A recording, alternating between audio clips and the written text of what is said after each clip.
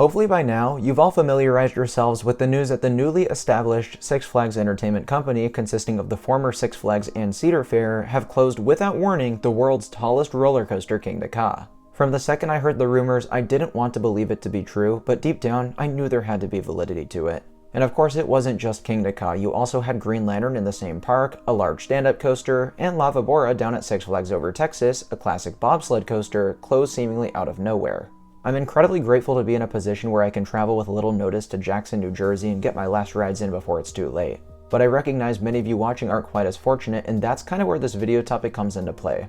It all begs the question, which of the 300 roller coasters currently under the company could follow suit? And you'll notice I didn't use the word if. I firmly believe that there will be quite a few others to close in the following years, but what and when? In this video, I'll be taking a look at all 26 Six Flags theme parks, discussing which coasters are in the most danger and how soon they could be taken out. This was actually a topic my buddy Jack and I discussed in episode 1 of our new theme park podcast called Dashcast, and for those of you who are just now finding out about it, I'd seriously appreciate if you could show it some love at the link in the description. The early success of the channel is imperative for its future, so even if you didn't have an interest in podcasts, but you love my content here on Coaster Dash, one of the best ways you could support me right now would be by giving Dashcast your subscription. Thank you all very much, and without further ado, let's get started. And for this list, we'll go A to Z. Sadly, we'll have to begin with California's Great America in Santa Clara, California. And the reason I say sadly is because there won't just be 1 or 2 coasters removed from here. In the next decade, California's Great America will be gone in its entirety, as the former Cedar Fair sold the land that the park sits on to a real estate development company. They did say they'd look into phasing things out over time, taking coasters out one by one and potentially even relocating a few of them to other parks. Of those, I see Demon, the Arrow looping coaster from 1976, closing first, but unfortunately doubt that it would be relocated. In terms of what could be saved, and I know this is me going off on a tangent, but I'm confident in my answer that it could be Railblazer, the RMC Raptor coaster, and maybe Psycho Mouse, the Arrow Wild Mouse, and nothing else. We'll have to wait and see with this one, but it's a disappointing time to be a roller coaster enthusiast in the Bay Area. Next up, let's talk Canada's Wonderland in Vaughan, Ontario, which is home to 19 roller coasters as of 2025, meaning lots to choose from. This park in particular has a reputation for having a lot of crappy or mediocre coasters in their collection, so I'm going to run through 4 I think could be on their way out soon.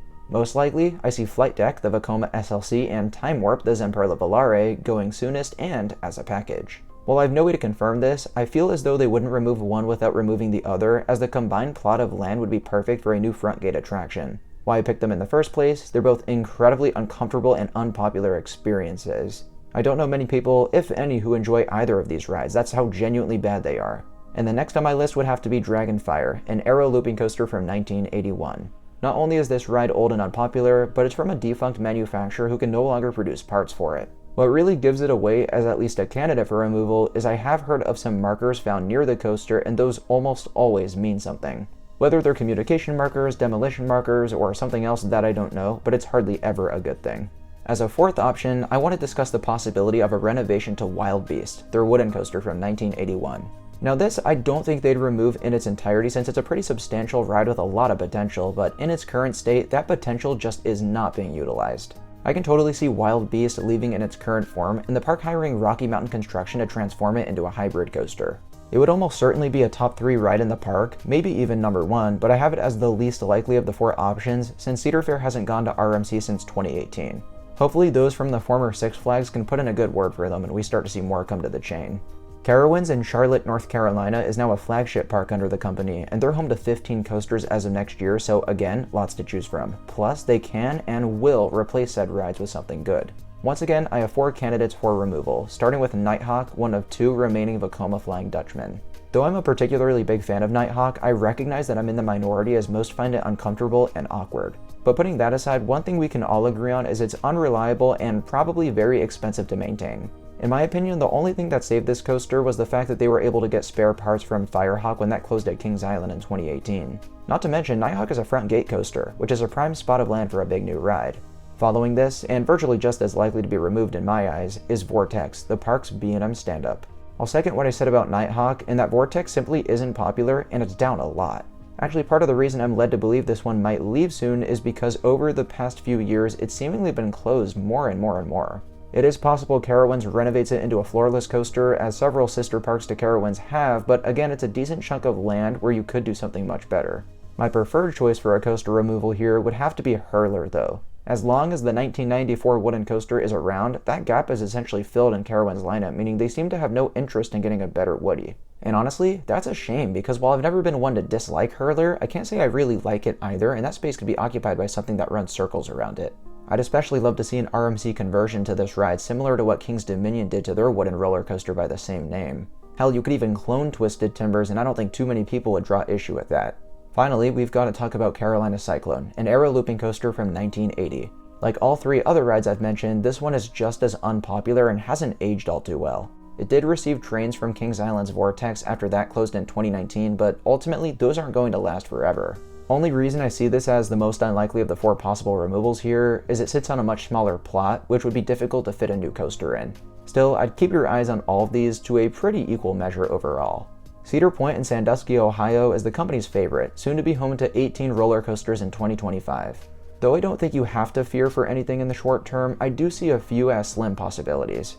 Gemini is a large aero coaster from 1978, and though I and many others love the thing, it's an old dated experience that sits on a large plot of land. As a matter of fact, you could fit Ed Janika at Fuji-Q Highland almost exactly in the dimensions of Gemini, so who knows, maybe they go down that route. Cedar Creek Mine Ride is another one I can see as an option, another aero coaster from 1969. Despite the ride's historical significance, it struggles to attract big crowds, offering very little thrills in its 2,500 feet of track. It also occupies a relatively large space, like Gemini, and that's going to be a very important talking point when it comes to Cedar Point because the park is located on a peninsula and it's extremely landlocked. The B&M floorless coaster Rougarou is a ride that I've always really enjoyed, but as I understand it, fails to be popular with guests likely because it falls in the shadow of all the other rides at Cedar Point. While I hope this one sticks around, I wouldn't be surprised and frankly wouldn't be opposed, assuming it's replaced with something better. Finally, it's always worth bringing up Corkscrew, a little aero looper from 1976 that seems to be invincible. Sure, it takes up a small plot, so they wouldn't likely replace it with another coaster. However, no one seems to like it. Ridership is in the gutter, and I can't imagine it's easy to maintain. This was the first coaster to take riders upside down 3 times, so in today's day and age, it is just completely outdated. Dorney Park in Allentown, Pennsylvania is a park with just 8 roller coasters, and for the most part, the less a park's got, the less likely they're going to be to remove one of them. You actually see proof of this with the addition of Iron Menace in 2024. Dorney specifically chose a dive coaster because it would fit in the park without needing to remove its next door neighbor, Possessed. Even so, Possessed, the impulse coaster, which was relocated from Geauga Lake in Ohio, has had a long history and must be a nightmare to maintain. If it weren't, I'm sure the original holding brake would still be intact, but sadly that hasn't worked in years. I'm a big fan of the ride and would hate to see it go, but of all the coasters here, it's by far the most likely candidate for removal in my opinion. Let's talk Frontier City in Oklahoma City. This park boasts only 5 coasters, and of those, 2 spend a lot of time closed. Diamondback is an aero shuttle loop coaster that originally operated at New Jersey's Six Flags Great Adventure before moving here. Therefore, it's had a long, problematic lifespan, and with there only being 3 of these left and the only one remaining in the chain, I totally see this happening. I'd even go as far as to say it's one of the most likely removals in this entire video. Elsewhere in the park, Silver Bullet is a Schwarzkopf looping coaster that once more has had a long history being relocated multiple times. It doesn't seem like too problematic a ride on the surface, as it doesn't have any fancy elements, but there's only 2 other coasters of this model left, and similar to Diamondback, it's from a defunct manufacturer. What's sad about Frontier City is its 2 candidates for removals are easily its 2 biggest coasters, and on top of that, they very well might not be replaced since the park receives extremely little investment. King's Dominion in Doswell, Virginia is your classic mid-sized park in the chain with a lineup of 14 coasters, and of those, I see 2 as incredibly likely removals. First up is Anaconda, an aero looping coaster from 1991, and this I think they should have gotten rid of years ago. It's old, it's unpopular, it sucks, and it sits on a great big beautiful location over a lake. I can only imagine what they could do with this plot if given the right budget. Nearby, the park's indoor launch coaster Flight of Fear features an outdated and hard to maintain LIM launch with some rough subsequent elements. It's relatively popular due to its uniqueness and indoor location, but as of 2025, it'll be surrounded by jungle-themed attractions, and I just think it's telling that King's Dominion skipped over a Flight of Fear retheme. It would make no sense for you to have this immersive environment where everything fits in except for a random extraterrestrial-themed ride. Frankly, it wouldn't be missed by me either, and for those who feel otherwise, I think Sister Park Kings Island's Flight of Fear will far outlive this one. Speaking of which, Kings Island in Mason, Ohio is a pretty easy one for me. With 15 roller coasters and a spectacular maintenance team to boot, I'm not too worried much about this park, except for in Vertigo. This is the only inverted boomerang coaster left in America, and it's legitimately shocking to me that it's still hanging on. It's right at the front of the park, so a prime candidate to be replaced by something bigger and better, plus finding spare parts for it must be a pain. On top of that, I could see Kings Island taking out the Bat, which is an aero suspended coaster from 1993 located adjacent to Invertigo. In theory, they could use the plots of land occupied by both rides on a single replacement and go all out. Bat in particular I really enjoy, so it would be a bummer to lose it. However, no one likes that long, windy walk to the station, and I think the ride legitimately suffers in popularity as a result. Either this, or people just don't know about it because it's hidden away in a small corner of the park. A new coaster would almost certainly fix these things, so have at it, Kings Island. Knott's Berry Farm in Buena Park, California is actually one of the more upsetting parks we'll talk about today. Short term, I can totally see them pulling the plug on the reimagined Montezuma's Revenge. The project has been delayed, 3 years now, and I'm unsure if they have a manufacturer picked out to bring it back. It's very possible it could have already given its last rides without an announcement, so if that's the case, I'd bring your attention to a different launch coaster in the park, Accelerator. Six Flags and Cedar Fair have each been on a rampage when it comes to their intimate hydraulic launch coasters. You just saw the closure of Top Thrill Dragster in 2022, and more recently Kingda Ka just this year. Who's to say Accelerator doesn't follow suit, even if it's half the size of its brethren? On the plus side, I do think the aforementioned removals of Dragster and Kingda Ka do prolong Accelerator's life quite a number of years, since they can use leftover parts from those two. But still, I don't see it outliving another decade, unfortunately. Here's an interesting one, La Ronde in Montreal, Quebec, Canada. It's a park that I generally think is safe in terms of coaster removals. I actually think it's more likely the park just gets sold or goes bye-bye in its entirety, but if I had to choose, I'll go La Monster for one of my two options. This old wooden coaster is actually a guilty pleasure of mine. I thought it was so fun in kind of a stupid way, but my feelings don't change the fact that the ride was in terrible condition. Few rides I've ever ridden look like they're falling apart like La Monster is. In a dream scenario, RMC could make a world of a difference at a pretty terrible amusement park, but I just don't see Six Flags throwing them that bone. More likely, I see it getting a full retrack from some other company, or just demolished. Otherwise, I could also see the removal of Ednor La Attaque, a Vekoma SLC that has been relocated a whole bunch of times. This one I just don't get. Why does it need to be here when you already have a far superior inverted coaster in La Vampire? Ednor fills no gap in La Ronde's lineup, is incredibly painful, and god, wouldn't it be great if they put anything new in this plot. Michigan's Adventure in Muskegon was always the bottom of the barrel for the former Cedar Fair chain, and I don't see that changing after the merge. Fortunately, with just 7 coasters and hardly any investment, I doubt they'd even think about touching any of their current options. If I had to pick, maybe it would be Corkscrew, as it's old as crap dating back to 1979 and the layout is completely outdated even for a park with hardly any other inversions. In some ways, I feel awful for those whose home park is Michigan's Adventure, but in other ways, the future does look worse at a number of these parks. A perfect example would be Six Flags America in Bowie, Maryland. Before I run through my 3 choices here, I did just want to say that if the chain decided to forego one of these parks altogether, besides Great America, I think this is the most likely one. In that way, I imagine it could be possible we see all 9 coasters at the park close, but that's a topic for another video. Short term, Batwing is most in danger and it's not even close. This ride is almost exactly the same as Nighthawk, which I already mentioned for Carowinds, but the difference here is the company doesn't give a crap about Six Flags America. Tucked away in the back of the park, Batwing just feels separated from everything else, and as much as I might love it, most of the public finds it uncomfortable as far as I can tell. Plus, it's another one that's just a pain to maintain and operate, so yeah, this is extremely likely in the coming years. But my preferred choice would be the park's wooden coaster Roar, which features a relatively generic and rough layout that could benefit greatly from an RMC conversion. Similar to La Ronde, think of the world of a difference that could make at Six Flags America. Finally, I have Joker's Jinx, just because it's got that old LIM launch technology, but I'm not too worried about that one. Still, I fear for the park's future and hope it's not as ugly as it really could be. Six Flags Darien Lake in New York has got 7 roller coasters, and the future of 2 of them seem to be seriously in jeopardy to me. First up is Moto Coaster, a small launch coaster from Zamperla that's tucked away and receives a little ridership. It also spends a lot of time closed. I've heard of many people coming to the park and not getting on it. Frankly, it's not a very interesting ride anyways and could be replaced by a much bigger and better launch coaster to fill that hole in the park's lineup. Viper, a large aero looper from 1982, was a big disappointment for me when I rode it this past summer. It's a lot rougher than I expected and was in horrible shape as a result. The entire queue and station setup seemed to be in neglect, so I can't imagine the track is too far behind. I struggle to order these 2 by which would be most likely to leave first, so just keep your eyes on both if this is your home park. Six Flags Discovery Kingdom in Vallejo, California has one of the most likely candidates for a coaster removal in the entire chain, I'd argue, and that's Flash Vertical Velocity. This intimate impulse coaster belongs to a model which has become a dying breed in recent memory, but losing this one in particular would suck a lot considering it's the only one with a modified layout. From what I understand, Flash hasn't operated since January of 2024, and before that was open on and off for only a couple of months. Aside from that, it's basically just been sitting there since COVID times, and if that's not a sign of the axe, I don't know what is. On the plus side, I don't think Discovery Kingdom fans have anything else to worry about. It's just a shame that the one on the chopping block might just be one of the best rides in the park. Heading over to San Antonio, Texas, let's discuss a favorite child of the company, Six Flags Fiesta Texas.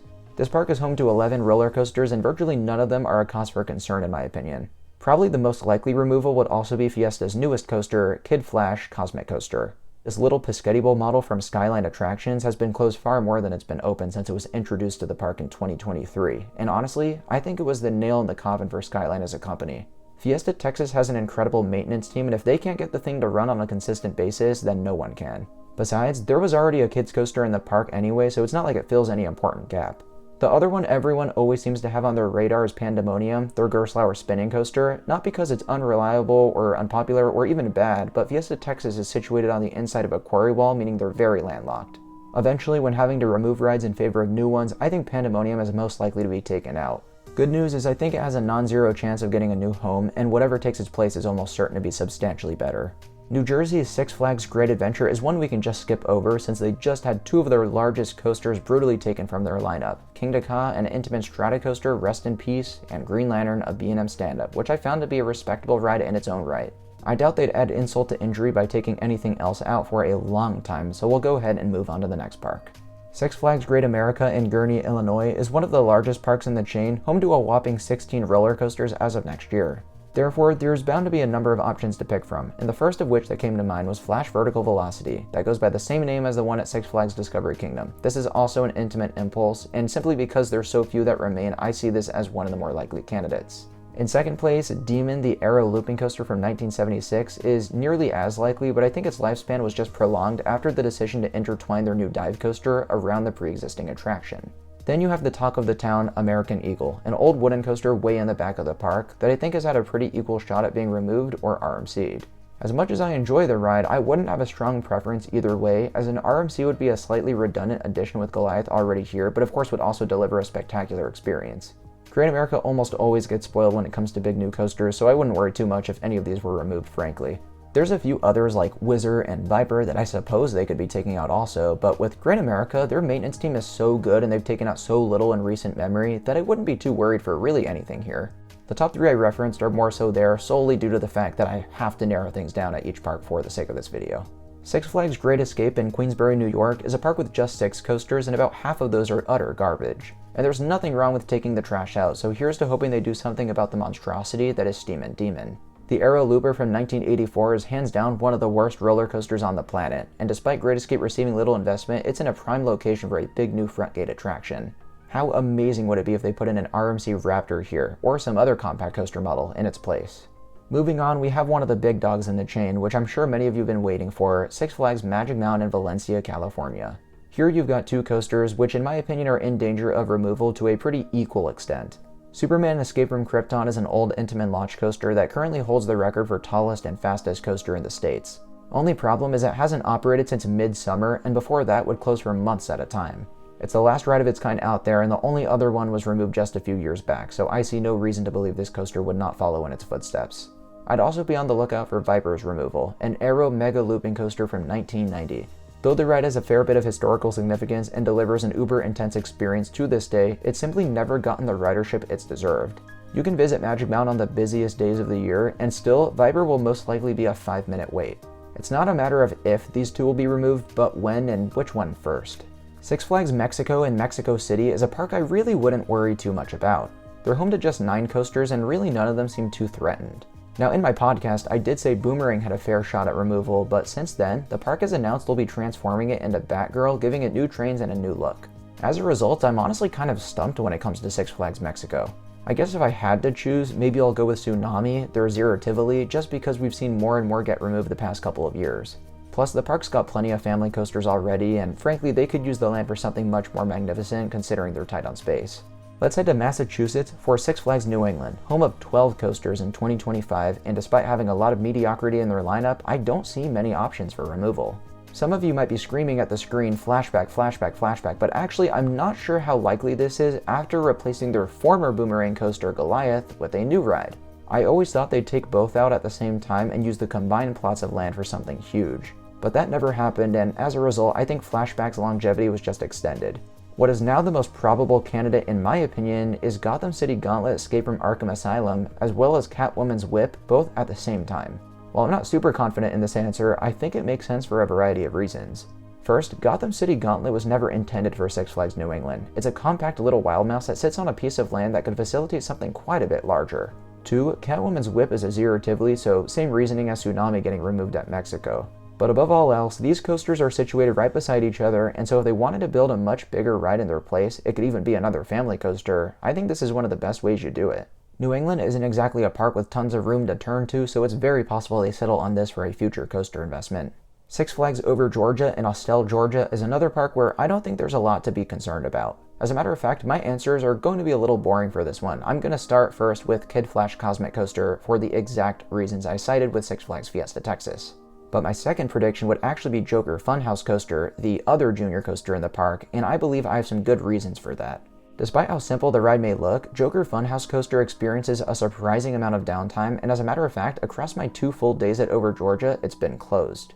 My theory is Kid Flash was their chance at filling in the Kiddie Coaster gap so that they could make way for the closure of Joker, but because that's been a complete disaster, I see Joker outliving it slightly, but both ultimately leaving the park in favor of a more reliable junior coaster addition. Six Flags Over Texas outside of Dallas just recently removed one of their 14 coasters, Lava Bora, a rare Intamin bobsled from 1986. Though a sad loss, I don't think it's sad enough to get them to hold back on further removals. I think you could see a wild card closure of Judge Roy Scream or Runaway Mountain or something, but what's far more likely in my opinion is Shockwave, the Schwarzkopf looper from 1978. Tucked away in a part of the park that receives few visitors compared to the rest, Shockwave always seems to suffer in ridership compared to other rides in the park. Not to mention it's from a problematic defunct manufacturer whose coasters have been shutting down left and right recently. It would suck for them to take out Shockwave, don't get me wrong, but I see it as a very likely option, so show it some love on your next visit. Missouri's Six Flags St. Louis has a big problem. They've got 10 coasters and many of them are problematic, unreliable, or unpopular, which is a particular cause for concern since it's heavily neglected by its parent company. People have been saying for years that they should RMC the boss, but as time goes on, I see it as less likely of a possibility and more likely that they scrap the thing, unfortunately. What I'd hope it's on its way out first is Ninja, the Vekoma looper that's not only been relocated but is unpopular for good reason. This should have been taken out a long time ago, it's just Six Flags doesn't want to throw this park enough budget to replace it. And then you have Mr. Freeze Reverse Blast, and this one really hurts. Though it's St. Louis's tallest and fastest roller coaster, it requires a ton of electricity to launch riders on multiple occasions, including the one atop the 200-foot vertical spike, which was a design flaw. And you'll notice I did not mention Mr. Freeze for Six Flags Over Texas, even though they're more or less the same, but that's because Six Flags gives enough of a crap about that park to really take care of it. Here, it's probably a different story. I think any of these 3 rides have a relatively equal shot at being torn out in the foreseeable future. Minnesotan coaster enthusiasts, don't fear, Valley Fair probably won't be on a killing streak like some of these other parks. I do see Excalibur, their awesome Aero coaster from 1989, potentially leaving in the coming years as it's way in the back of the park resulting in low ridership and sits on an active flood zone making maintenance a pain. But I don't think that prediction should come as too much of a surprise. Those who frequent Valley Fair have been saying for years that Excalibur is on its way out. I'll say, it's lived a lot longer than I would have expected, but whether or not that means anything, I'm not sure. Otherwise, nothing here seems to be in danger at all to me. Our final park in the chain is Worlds of Fun in Kansas City, Missouri, and I'm glad to be ending on a positive note. This might be the least likely park in the video to see a coaster removal of any kind going into the near future. If I had to choose, I might go with Timberwolf since they now have 2 other wooden roller coasters filling in the gap that it once dominated. But it's actually a pretty fun ride that still sees ridership, so I'm not too concerned about it. Worlds of Fun, for the most part, should be safe. And so finally, I'm happy to conclude a rather negative video. Though I say that, I wanted to be as realistic as possible so that you can get an idea into what the future of some of these parks might look like. Several removals I've predicted here would be absolutely devastating to I and so many other coaster lovers, but it's best to be prepared for the worst so you're not as disappointed as you could be otherwise. Leave a comment letting me know if I missed anything, be sure to give this video a like if you found it helpful, and subscribe for more content like this on Coaster Dash. Thanks, and until next time, I'll see you all very soon. Bye guys.